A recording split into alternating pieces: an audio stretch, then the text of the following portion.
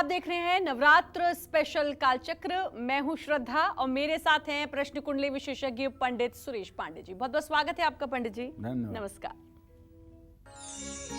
भगवान शंकर ने जिस पाठ की महिमा सुनाई, भगवान राम ने जिस पाठ से मिटाया अहंकार, भगवान कृष्ण ने जिस पाठ से बचाया संसार, वो है देवी दुर्गा के सबसे चमत्कारी 7 पाठ।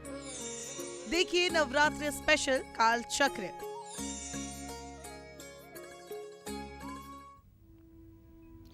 जी हाँ, शारदीय नवरात्र चल रहे हैं और नवरात्र में माँ दुर्गा के भक्त पूरे विधि विधान से माँ की पूजा अर्चना कर रहे हैं। बहुत से लोग माँ दुर्गा के लिए हर दिन पाठ भी करते हैं, लेकिन क्या आपको पता है कि नवरात्र में देवी दुर्गा के 7 पाठ क्यों हैं खास?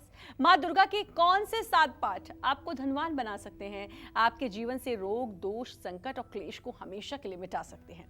इन पाठों में वो चमत्कारी शक्ति है जो आपके जीवन का कल्याण कर सकती है। अगर आप भी नवरात्र में माँ दुर्गा की विशेष कृपा पाना चाहते हैं तो आपको इन पाठों के बारे में जरूर जानना चाहिए।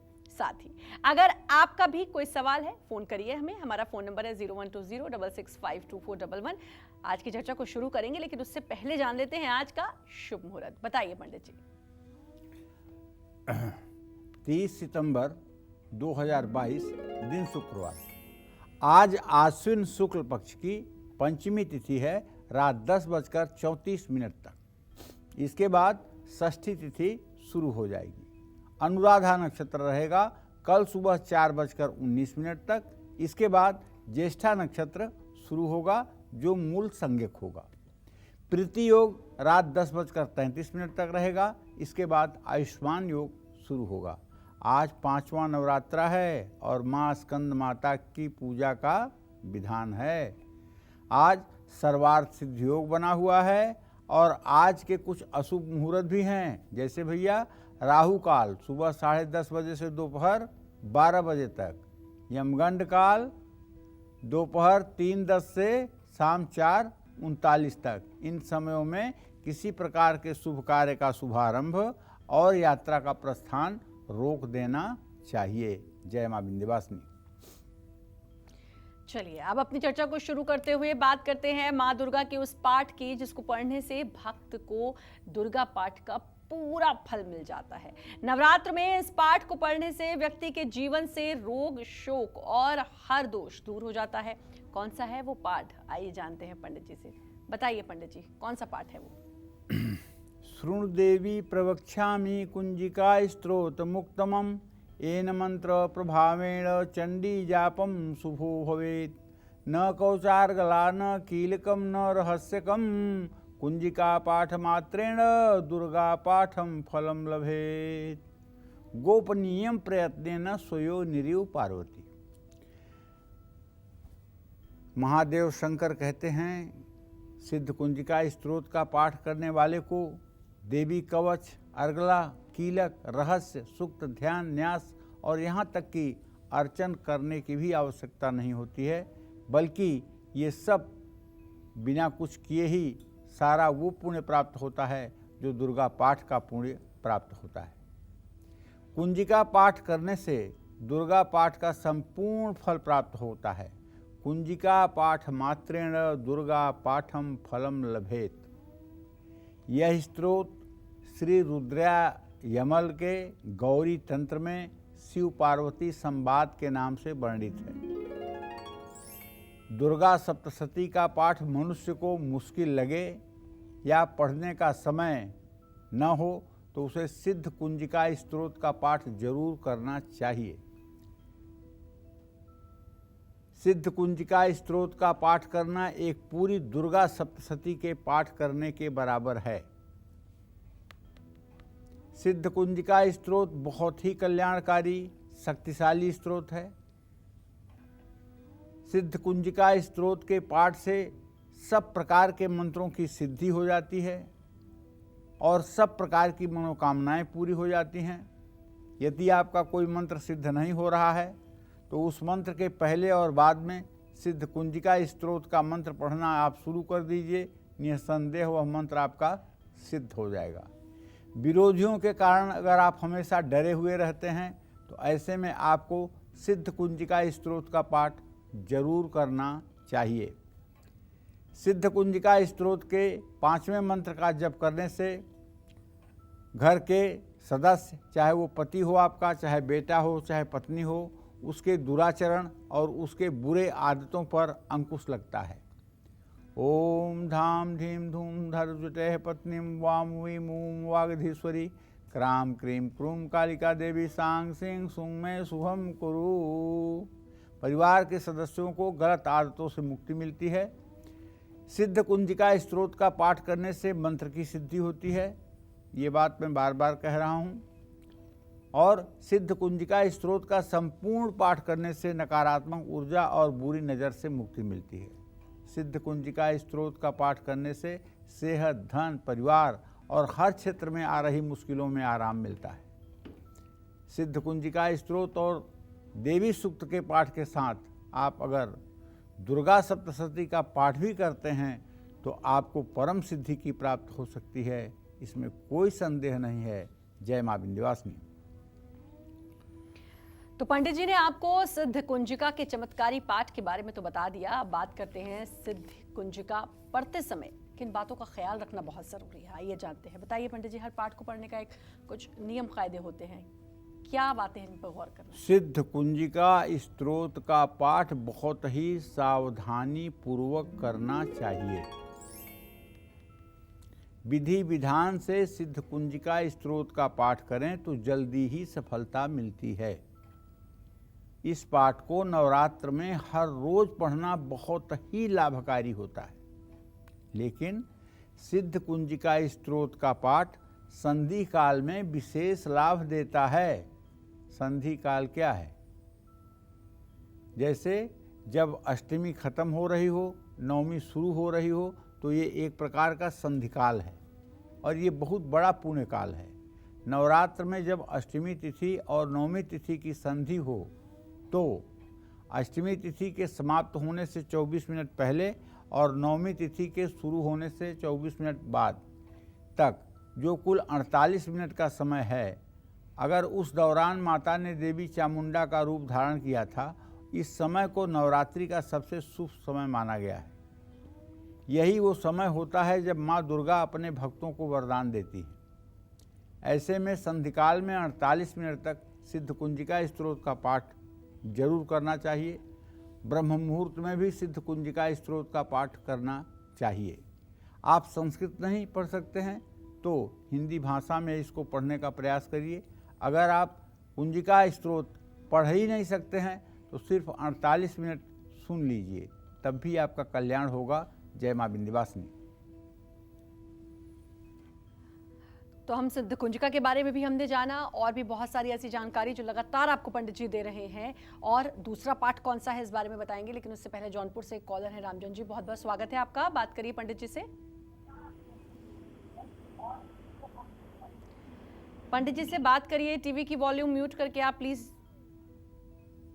चलिए एक और कॉलर है, उनसे बात करेंगे। मोनिका दिल्ली से। मोनिका जी स्वागत है, बात करिए पंडित जी से। हेलो। हाँ बोलिए मोनिका जी। हाँ जी पंडित जी नमस्कार। मैं अपनी बेटी के बारे में जानना चाहती हूँ। जानवी, उसका जन्म है 7 अप्रैल 2010, 9:54 सुबह। उसकी पढ़ाई के बारे में और उसके बारे में, भविष्य के बारे में बताइए। वो गुस्सा इसको बहुत आता है। बिल्कुल आप चिंता मत करिए, पढ़ाई तो अभी उसकी मध्यम है, लेकिन पढ़ाई आगे चल करके ठीक हो जाएगी। इसको गुस्सा बहुत आता है, ये बात थोड़ा सा चिंता की जरूर है। एक चांदी का छल्ला बनवा करके सोमवार को उसको बाएं हाथ के अंगूठे में डलवा दीजिए, इससे उसके गुस्से पर नियंत्रण होगा। और अगर हो सके तो सोमवार के दिन उससे शिव मंदिर में जल, दूध और बेलपत्र अर्पित करवाइए। अभी 12 साल की है, अगर आपने उसको शिव मंदिर जाने का रास्ता पकड़ा दिया तो निसंदेह वो पढ़ाई में भी अच्छी हो जाएगी और उसका जीवन भी बहुत ही अच्छा हो जाएगा। जय मां विंध्यवासिनी। माँ दुर्गा के दूसरे पाठ की भी बात करेंगे, वो भी जानेंगे पंडित जी से। लेकिन उससे पहले कॉलर है कुरुक्षेत्र से। निशु जी स्वागत है, आप पंडित जी से बात कर सकते हैं। जी मेरा डेट ऑफ, प्रणाम पंडित जी। खुश रहिए। मेरा डेट ऑफ बर्थ 9/3/1993। जी। मेरे को अपनी शादी के बारे में पूछना है, और ये पूछना है कि मतलब अभी मेरी जॉब लगी हुई है, तो क्या मैं फॉरेन जाने का सोच सकती हूँ क्या? क्या नाम है आपका? निशु, NISHU, निशु। चलो ठीक है, मैं बताता हूँ। देखो, निशु ऐसा है कि मंगल और शुक्र दोनों ग्रहों की स्थिति पंचम नवम है। नौकरी तुम्हारी अच्छी चलती रहेगी। विवाह का संयोग बिल्कुल बनता हुआ नज़दीक दिखाई दे रहा है। विवाह में ज़्यादा विलंब की स्थिति बिल्कुल नहीं है। लेकिन सूर्य तुम्हारे भाग्य स्थान का स्वामी चंद्रमा है, जो इस समय स्थिर राशि में बैठा हुआ है। विदेश गमन का संयोग अभी बनता हुआ नहीं दिखाई दे रहा है। विदेश गमन का संयोग फरवरी 2025 के बाद बनेगा। उसके पहले विवाह भी हो जाएगा और अच्छी नौकरी भी चलती रहेगी, जीवन भी अच्छा रहेगा।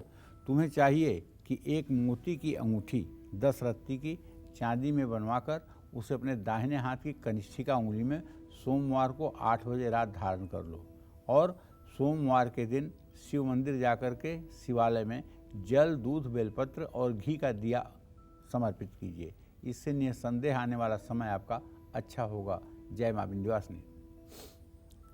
और एक और कॉलर हैं राजू, हिमाचल प्रदेश से। राजू जी, बहुत बहुत स्वागत है, बात करिए पंडित जी से। पंडित जी चरण वंदे जी।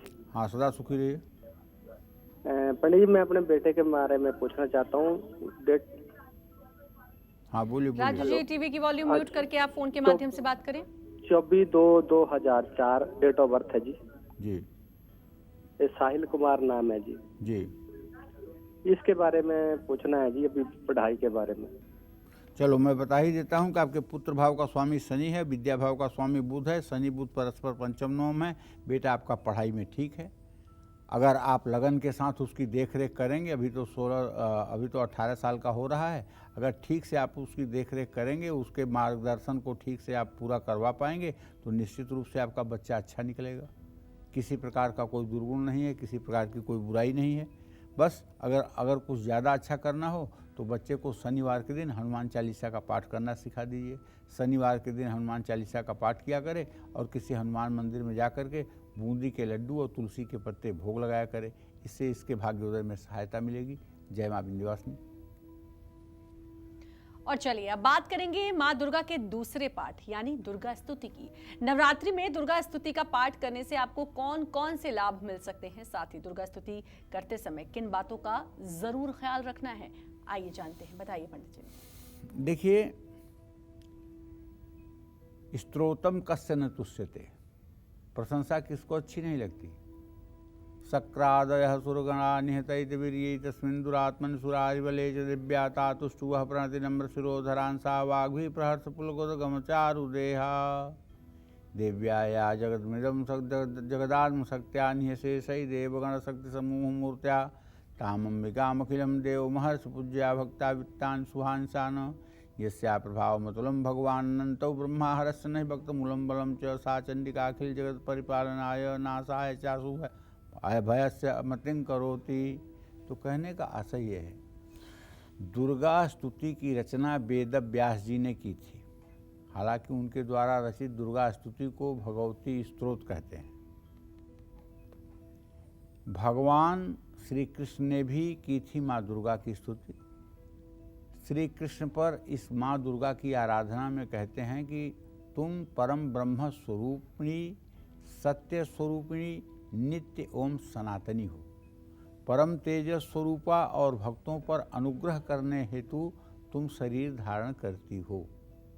तुम सर्वस्वरूपा, सर्वेश्वरी, सर्वाधार एवं परात्पर हो। तुम सर्वबीज स्वरूप, सर्वपूज्या एवं आश्रय रहित हो। तुम सर्वज्ञ, सर्व प्रकार से मंगल करने वाली एवं सर्व मंगलों की भी मंगल हो। सर्वमंगल मंगल्ये शिवे सर्वार्थ साधिके शरण्ये त्र्यंबिके गौरी नारायणी नमस्तुते। सर्वस्वरूपे सर्वेशे सर्वशक्ति समन्विते भयभयस्त्राहिनो देवी दुर्गे देवी नमोस्तुते। नवरात्रि में दुर्गा स्तुति जरूर करनी चाहिए। आप हर रोज भी दुर्गा स्तुति कर सकते हैं। इससे मनोकामना पूरी होती है और हर काम में सिद्धि मिलती है। दुर्गा स्तुति करने से भय समाप्त होता है, शत्रुओं का नाश होता है, तन मन और धन तीनों सुखों की प्राप्ति होती है। लेकिन दुर्गा स्तुति का पूर्ण फल प्राप्त करने के लिए आपको इसे पूरे विधि विधान के साथ ही पढ़ना चाहिए। सुबह उठकर स्नान करके, सूर्य को अर्घ्य दे करके, प्राणायाम करके माँ दुर्गा का ध्यान करना चाहिए, माँ दुर्गा का आवाहन करना चाहिए, माँ दुर्गा को आसन देना चाहिए, माँ दुर्गा की मानसिक रूप से पूजा करनी चाहिए और माँ दुर्गा की स्तुति का संकल्प लेना चाहिए और दुर्गा की मूर्ति का पंचामृत से अभिषेक करना चाहिए। माँ के सामने घी का दिया जलाना चाहिए, साथ में भगवान गणेश की भी पूजा करनी चाहिए, माँ दुर्गा का आवाहन करना चाहिए, माँ को श्रृंगार की सामग्री अर्पित करनी चाहिए और माँ दुर्गा की स्तुति और आरती विधि विधान के साथ करनी चाहिए। जय माँ विंध्यवासिनी। तो दुर्गा कवच, दुर्गा चालीसा और अथर्व शीर्ष के बारे में भी हम पंडित जी से जानेंगे, लेकिन उससे पहले हमारे साथ कॉलर जुड़ चुके हैं। अंशुल जी, स्वागत है, बात करिए पंडित जी से। नमस्कार पंडित जी। हाँ, सदा सुखी रहिए। पंडित जी, मेरा नाम अंशुल है और मेरी डेट ऑफ बर्थ 2 अप्रैल 1999 है।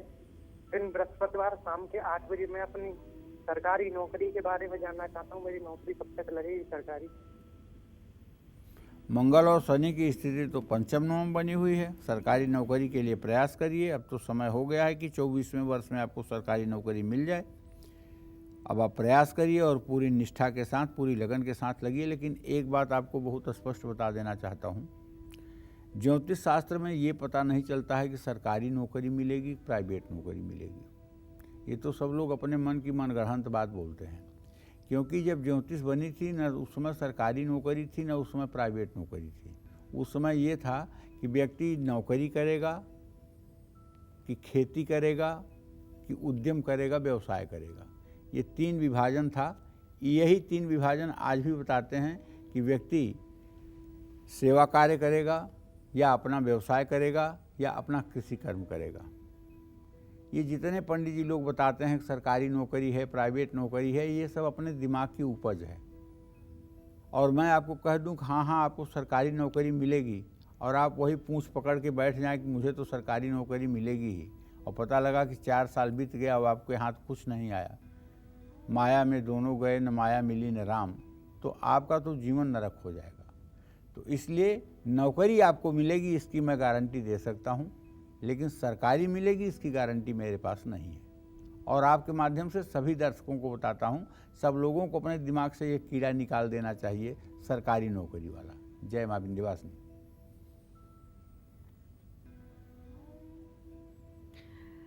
और मेरे साथ कॉलर जुड़े हैं कैलाश बिहार से, लेकिन उससे पहले सभी दर्शकों से ये अपील कि आप हमें फ़ोन करते हैं, आपका बहुत बहुत स्वागत है, लेकिन अपने टीवी को म्यूट करके आप बात करें, वरना बात नहीं हो पाएगी। दुख हमें भी होता है, लेकिन इस तरीके से बात हो पाना संभव नहीं है। कैलाश जी, स्वागत है, बात करिए पंडित जी से। गुरुजी प्रणाम। हाँ, सदा सुखी रहिए। गुरुजी, मेरा जन्म तिथि है 3/4/1989। जी, हम बिहार से बोल रहे हैं। गुरुजी, मेरे पास तो पैसा तो बहुत आता है, लेकिन घर में पूरा बीमार रहता है और टिकता नहीं है गुरुजी मेरा पैसा। देखिए, आपका तो जो मैं देख पा रहा हूँ, आपके चतुर्थ भाव में शनि की स्थिति है। आपका घर का वास्तु दोष बहुत खराब है। आपके घर में पितर दोष लगे हुए हैं। आपके घर में प्रेत बाधा की भी शिकायत है, जिसके कारण आए दिन लोगों को बीमारियां लगी रहती हैं। घर में खुशी नहीं रहती है, किसी के चेहरे पर चमक नहीं रहती है, प्रसन्नता नहीं रहती है। इसलिए पैसे का आना न आना बराबर है। आपको चाहिए कि आप अपने घर में महीने में शुक्ल पक्ष में एक बार रुद्राभिषेक का कार्यक्रम आयोजित करें और 3 लीटर गाय के दूध के साथ रुद्राभिषेक करें। भगवान शिव की मिट्टी की पार्थिव शिवलिंग बना करके उसका पूजन करें।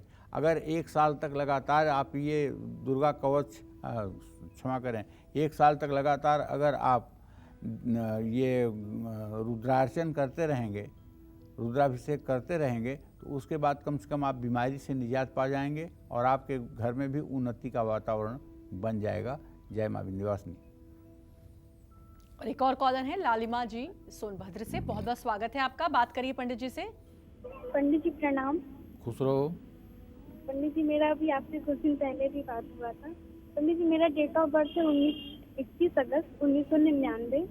पंडित जी, हम अपने मम्मी के बारे में पूछे थे, उनको थोड़ा सा चर्म रोग है, तो आप वो हवन करने के लिए बताए थे और रविवार का व्रत बताए थे। वो करती हैं पर कोई सुधार नहीं हो रहा, थोड़ा बहुत जैसे बढ़ता हुआ नजर आ रहा है। कितने घंटे करते हो गया बेटा?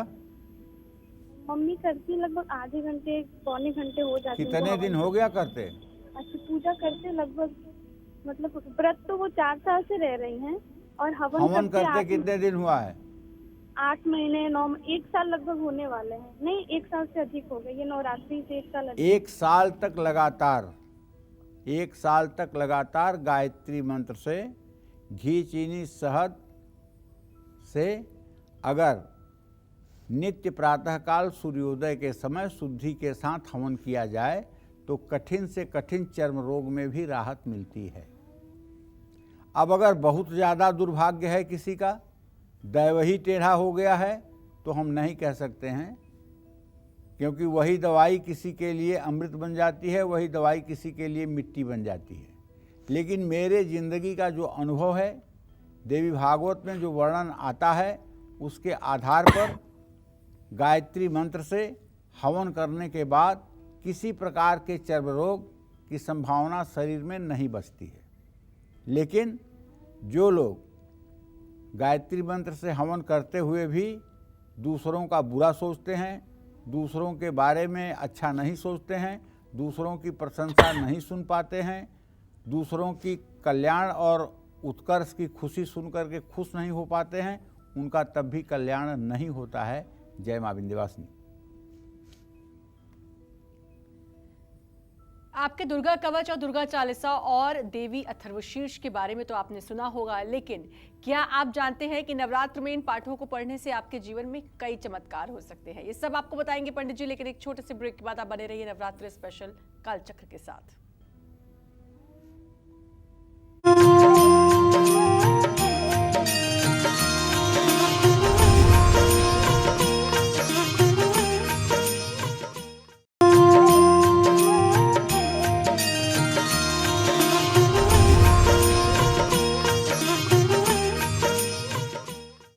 कैसा रहेगा? ब्रेक के बाद एक बार फिर से आप सभी का स्वागत है नवरात्र स्पेशल कालचक्र में। आज कालचक्र में पंडित जी आपको नवरात्र में देवी दुर्गा के 7 पाठ के बारे में बहुत खास जानकारी दे रहे हैं। अपनी इसी चर्चा को आगे बढ़ाते हुए अब बात करते हैं दुर्गा कवच के पाठ के बारे में। नवरात्र में दुर्गा कवच का पाठ करने से आपको कौन कौन से फायदे मिल सकते हैं, आइए जानते हैं। बताइए पंडित जी। दुर्गा का जो कवच है उसे भगवान ब्रह्मा ने ऋषि मार्कंडे को सुनाया था। इस कवच में कुल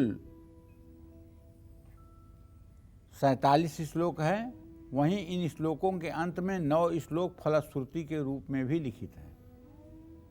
कुल 56 हो जाते हैं। जो फल 1,00,000 बार दुर्गा सप्तशती के पाठ करने से मिलता है, वही लाभ सिर्फ एक बार दुर्गा कवच का पाठ करने से मिलता है। ओम प्रथमं शैलपुत्री च, द्वितीयं ब्रह्मचारिणी, तृतीयं चंद्रघंटेति, कुसुमांडे, चतुर्थकं पंचमं स्कंधमातेति, षष्ठं कात्यायनी च, सप्तमं कालरात्रिति, महागौरी चाष्टमं, नवमं सिद्धिदात्री च, नवदुर्गा प्रकृतिता। उक्तानि तानि नामानि ब्रह्मणैव महात्मना अग्निनां दह्यमानस्तु शत्रुमध्ये गतो रणे विस्मये दुर्गमे चैव भयार्ता शरणं गता न तेषां जायते किंचित अशुभं संकरेणापदप्रसामि सो दुःखं भयं नहीं ऐस्तु भक्त्या श्रुतां नूनां तेषां वृद्धि प्रजायते ए त्वां रक्ष देवी। तो कहने का मतलब ये है कि देवी कवच का जो पाठ है, अगर ये देवी कवच का पाठ सिद्ध हो जाए तो आदमी की स्थिति होती है यम यम चिंतयते कामम तम तम प्राप्नोति निश्चितम। मतलब मन में आपके कोई विचार आए नहीं कि वो आपके सामने प्रकट हो जाए। और दुर्गा कवच सिद्ध कब होता है? जब इसको सुबह शाम नियम के साथ किया जाता है। और ये सिद्ध कब होता है? जब भगवती दुर्गा के श्री चरणों में पूर्ण अनुराग होता है और संसार की समस्त स्त्रियों में दुर्गा का आभास होने लगे और संसार की समस्त नारियों में दुर्गा का आभास होने लगे और संसार के समस्त कन्याओं में भगवती का वास आपको दिखाई देने लगे, तो ये कवच की सिद्धि हो जाती है। ध्यान रखिएगा। और दुर्गा साधकों से अगर कोई मिले तो कह भी दीजिएगा कि दुर्गा कवच बहुत जल्दी जबान पे चढ़ता है, बहुत जल्दी याद होता है। और जब कोई मंत्र याद होता है तो आदमी उसको जहाँ चाहे वहाँ बोल देता है, जहाँ चाहे वहाँ उसका प्रयोग कर देता है। लेकिन ध्यान रखिएगा, दुर्गा कवच के एक भी मंत्र से कभी भूलकर हवन न होने पाए। दुर्गा कवच के मंत्र से हवन करने पर सर्वनाश हो जाता है, फिर कोई नहीं बचा सकता। अंधकासुर ने मोहवश दुर्गा कवच से हवन किया था, उसका सर्वस्व नष्ट हो गया था, कुछ भी शेष नहीं बचा था। यहां तक कि उसके गुरु शुक्राचार्य ने भी उसकी मदद करने से हाथ पीछे कर लिया था। तो भैया, दुर्गा कवच आसुरी शक्तियों से रक्षा करता है। संग्रामे संकटे चैव विघ्नस्तस्य न जायते, कहीं विघ्न नहीं होता है। दुर्गा कवच सभी रोगों से रक्षा करता है।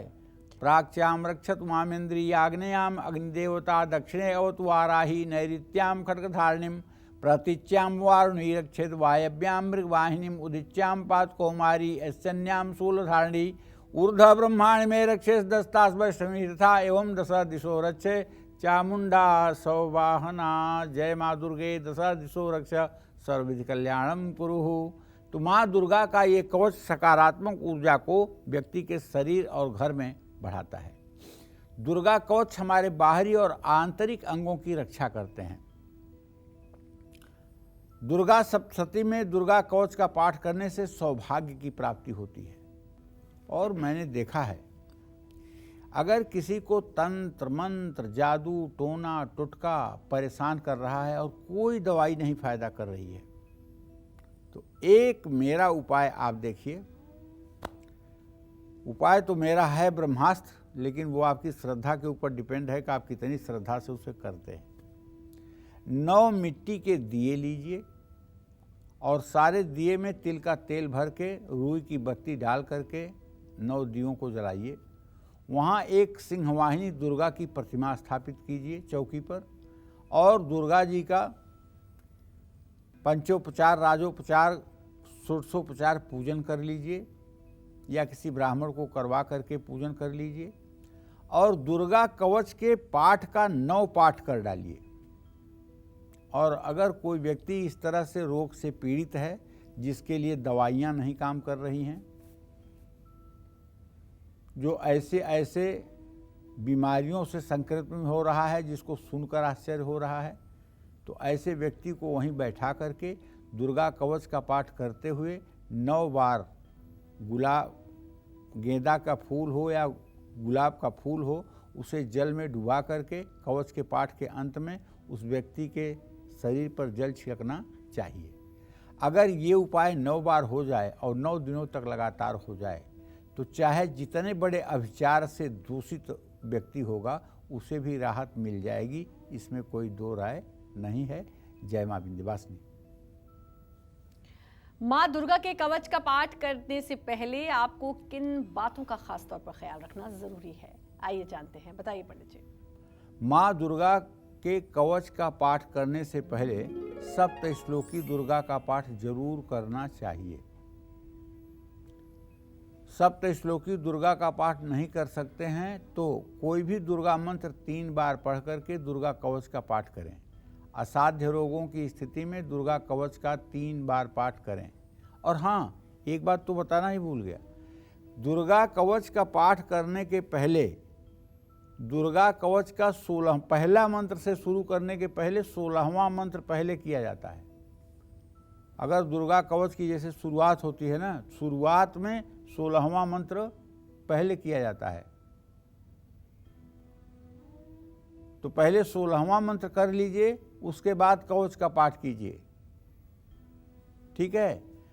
और ये सप्तश्लोकी दुर्गा है, शृणु देवी प्रवीक्षामि देवी त्वं भक्त सुलभे सर्व कार्य विधायिनी कलौ ही कार्य सिद्ध्यर्थम उपायम ब्रूहि यत्नतः।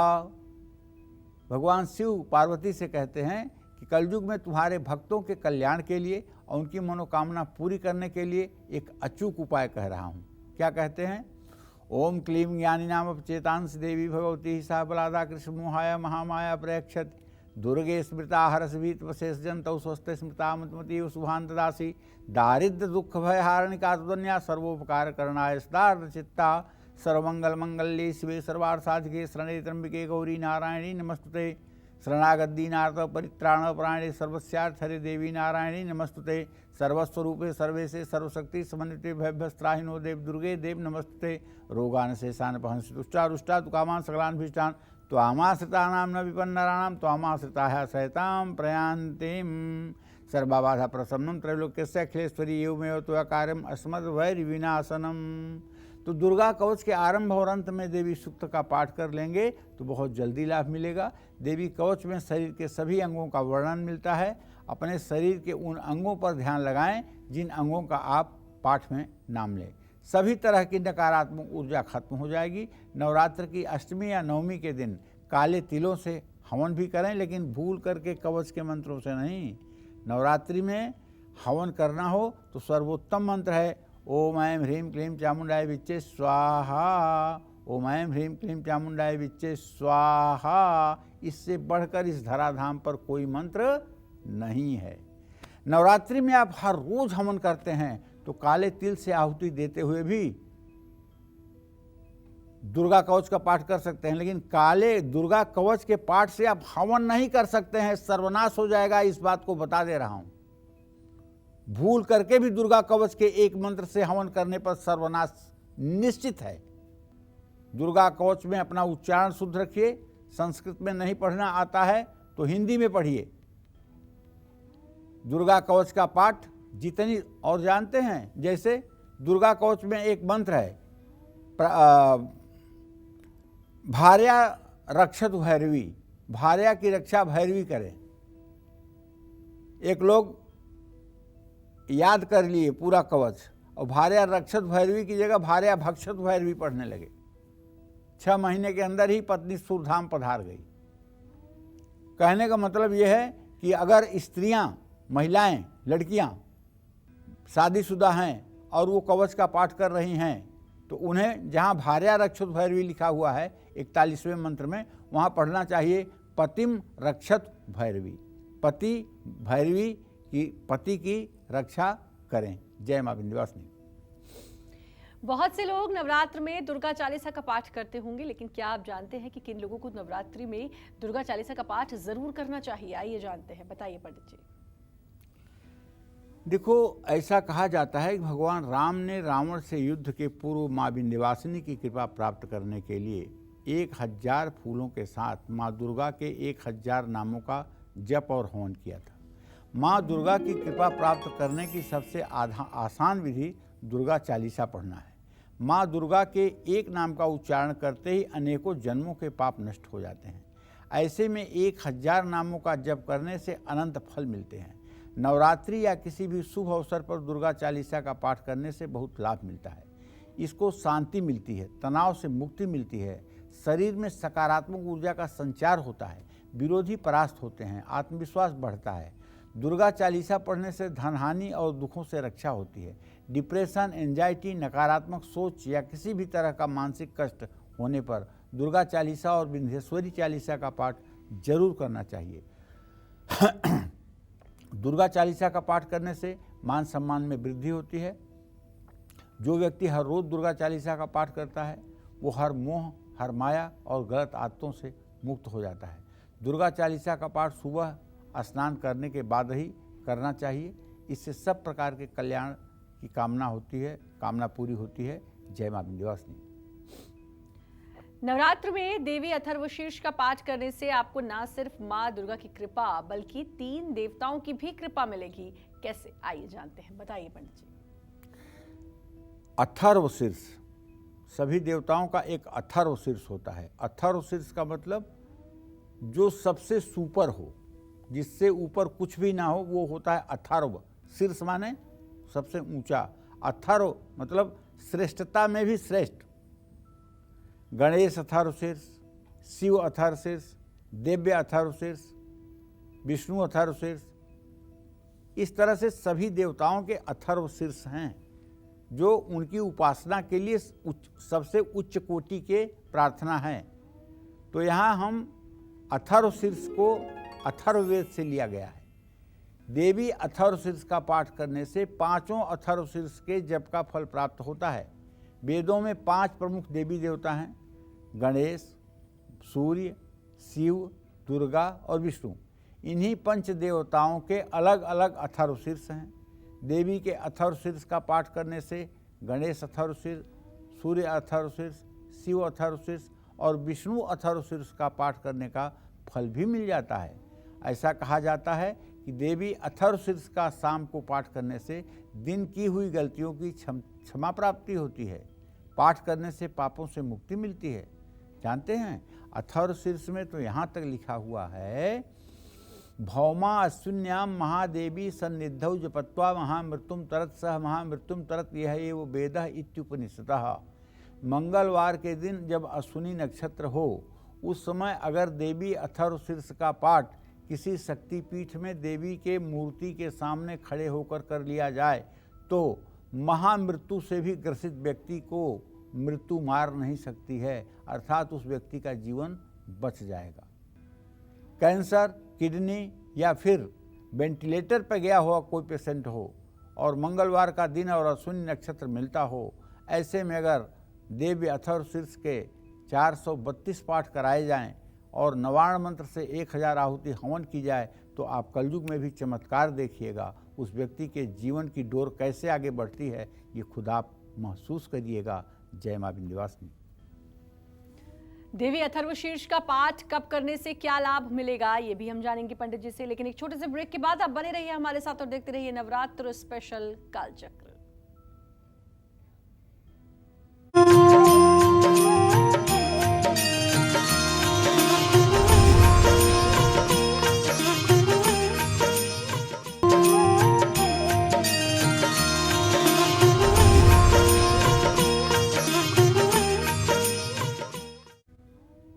ब्रेक के बाद स्वागत है आपका कालचक्र में। और ब्रेक से पहले पंडित जी आपको देवी अथर्वशीर्ष के पाठ के बारे में बता रहे थे।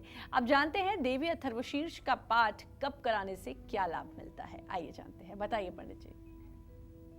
देखो भैया, मैं तो बताया आपको कि अगर किसी को मृत्यु का भय हो या मृत्यु ने अपने जबड़े में किसी को जकड़ लिया हो और पूरी दुनिया हाथ उठा चुकी हो, 100 बार आपने महामृत्युंजय करा लिया है लेकिन लाभ नहीं मिला है, तो एक बार मेरे कहने से अथर्वशीर्ष का भी चमत्कार देखिएगा। लेकिन अथर्वशीर्ष आपके घर में नहीं होगा, अथर्वशीर्ष किसी सिद्धपीठ में ही होगा,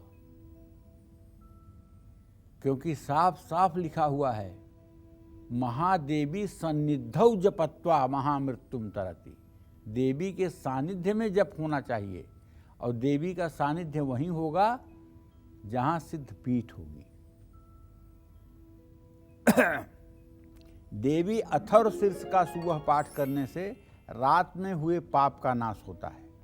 देवी अथर्वशीर्ष का 10 बार पाठ करने से पाप मुक्ति होती है। निशीथ काल में अर्थात रात्रि में अथर्वशीर्ष का पाठ करने से वाक सिद्धि होती है। माँ दुर्गा की नई प्रतिमा के सामने बैठकर देवी अथर्वशीर्ष का पाठ करने से प्राणानाम प्रतिष्ठा भवती। देवी के आशीर्वाद से उस मूर्ति में प्राण प्रतिष्ठा हो जाती है।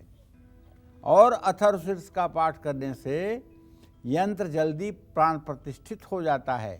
देवी अथर्वशीर्ष का पाठ मंगलवार और अश्विनी नक्षत्र के योग में करने से व्यक्ति मृत्यु से भी तर सकता है, मृत्यु पर पार पा सकता है, इसमें कोई संदेह नहीं है। जय मां विंध्यवासिनी। और अब बात करते हैं देवी सूक्त की। नवरात्र में देवी सूक्त का पाठ करने से आपकी कौन कौन सी परेशानियां जल्दी दूर हो सकती हैं, आइए जानते हैं। बताइए पंडित जी। देवी सूक्त बहुत लोकप्रिय है लोगों में।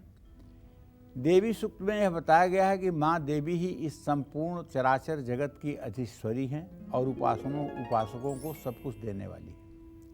ऋग्वेद के 10वें मंडल के 125वें सूक्त को वाक सूक्त कहा गया है। इस सूक्त को आत्म सूक्त भी कहते हैं। दुर्गा सप्तशती में देवी सूक्त का विशेष महत्व है।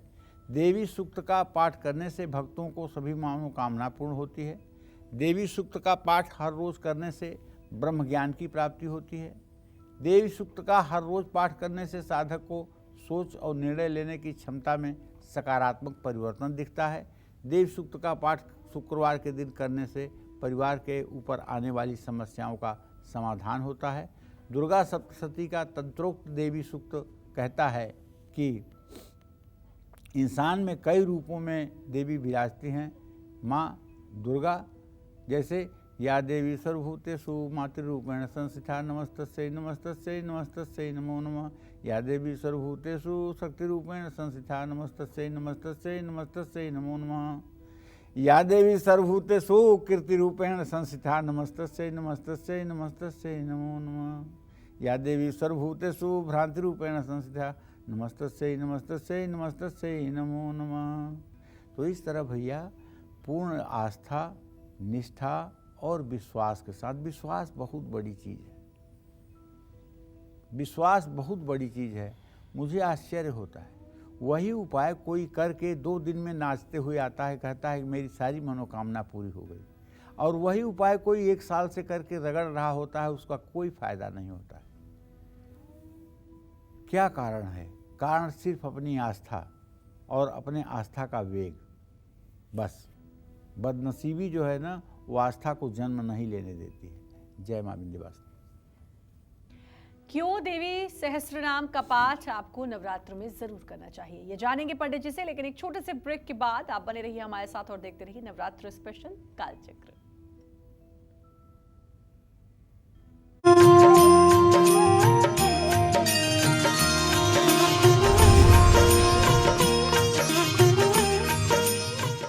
देवी सहस्त्रनाम का पाठ आपको कैसे करना है ये भी जानते हैं पंडित जी से। बताइए पंडित जी। माँ दुर्गा के 1000 नामों की सूची ही सहस्त्र नामावली कहलाती है। कुछ लोग इसको श्रद्धा सहस्त्र कहते हैं, सहस्त्र नामावली। सहस्त्र शब्द जो है ये संस्कृत का शब्द ठीक नहीं है, ये सहस्त्र है। क्या है? सहस्त्र। अच्छे अच्छे विद्वान पोस्टरों पर लिख देते हैं सहस्त्र चंडी यज्ञ, सहस्त्रार्चन। सहस्त्र है ही नहीं है शब्द, सहस्त्र। सहस्त्र माने होता है 1000, आयुत माने होता है 10,000, लक्ष्य माने होता है 1 लाख। तो यहाँ सहस्त्रार्चन की बात है। माँ दुर्गा के 1000 नामों की सूची ही देवी सहस्त्र नाम के नाम से जानी जाती है। इसमें माँ के सभी नाम उनके गुण और कार्यों के आधार पर उनके नाम दिए गए हैं। सर्व कल्याण और कामना पूर्ति के लिए देवी सहस्त्र नामावली का पाठ बहुत प्रभावशाली होता है। इस नामावली के एक एक नाम का उच्चारण करके देवी की प्रतिमा पर, उनके चित्र पर, उनके यंत्र पर देवी का आवाहन किसी सुपारी पर करके हर नाम के उच्चारण के बाद नमः बोलकर आप गुलाब के फूल, गुलाब की पंखुड़ियाँ, कमल के फूल अर्पित कर सकते हैं। सुपारी पर तब उन्हें आप स्थापित करें जब आपके पास यंत्र न हो, जब आपके पास मूर्ति न हो, तब आप मजबूरी में सुपारी पर स्थापना कर सकते हैं। लेकिन अगर आपके पास दुर्गा यंत्र है, श्री यंत्र है, भगवती महालक्ष्मी की चांदी की प्रतिमा है, भगवती सिंहवाहिनी दुर्गा की प्रतिमा है, तो फिर आपको सुपारी पर स्थापना की कोई आवश्यकता नहीं है। नवरात्रि में कम से कम एक बार देवी सहस्त्र नामावली का पाठ तो जरूर कर लेना चाहिए। वैसे तो रोज करना चाहिए, लेकिन भाई समयाभाव है।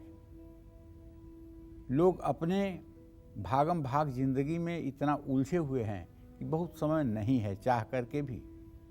तो कम से कम एक बार 9 दिन का नवरात्रा होगा, तो इस 9 दिनों में सहस्त्र नामावली का पाठ करने में 1 घंटे से ज़्यादा का समय नहीं लगेगा। 1 घंटे का समय निकालिए और सहस्त्र नामावली के एक एक नामों से हवन करने का भी विधान है। आप ऐसा करते हैं तो नाम के अंत में नमः स्वाहा लगा करके आप हवन कर लीजिए। निश्चित रूप से जिन घरों में दुर्गा सहस्त्रार्चन किया जाता है और देवी के सहस्र नामों से आहुतियाँ दी जाती हैं। उस घर में ऋण, रोग और दरिद्रता ये तीनों ढूंढे पर भी नहीं मिलती और ऐसे परिवारों के ऊपर भगवती राजराजेश्वरी दुर्गा की असीम अनुकंपा हर समय बनी रहती है। आप भी चाहते हैं कि आपका जीवन यशस्वी रहे, समाज में आपका मान सम्मान रहे, आप सद्मार्ग पर चलें, लोग आपके जीवन का अनुकरण करें, तो आपको भगवती दुर्गा की आराधना जरूर करनी चाहिए। क्योंकि भगवती दुर्गा ही एक ऐसी देवी हैं जो यम यम चिंतयते कामम तम तम प्राप्नोति निश्चितम, जो चिंतन करने वाली हर वस्तु को बड़ी सुगमता से आपको उपलब्ध करा देती है। भगवती की आराधना करते रहने से आप ऋण, रोग, दरिद्रता से तो मुक्त होते ही हैं, आपका आध्यात्मिक जीवन भी बलवान होता है और भुक्ति मुक्ति प्रदायिनी ये माता भोग और मोक्ष को देने वाली है, इसलिए आप भोग करते हुए भी मोक्ष को प्राप्त हो जाते हैं। इसलिए जो लोग संपूर्ण श्रद्धा से अपने जीवन का प्रतिपल भगवती के श्री चरणों में समर्पित करके भगवती की आराधना करते हैं, भगवती का यजन करते हैं और सारा संसार भगवती में व्याप्त देखते हैं, ऐसे लोगों के जीवन में कभी किसी प्रकार की दुर्घटना या अकाल की संभावना नहीं होती है। जय मां विंध्यवासिनी। तो पंडित जी, आपने वो 7 पाठ बताए जो करने चाहिए हमें नवरात्र में, जिससे हमें फल भी अच्छा मिलता है। अपना समय दिया उसके लिए आपका बहुत बहुत धन्यवाद और उम्मीद करते हैं आज का विषय भी आपको पसंद आया होगा।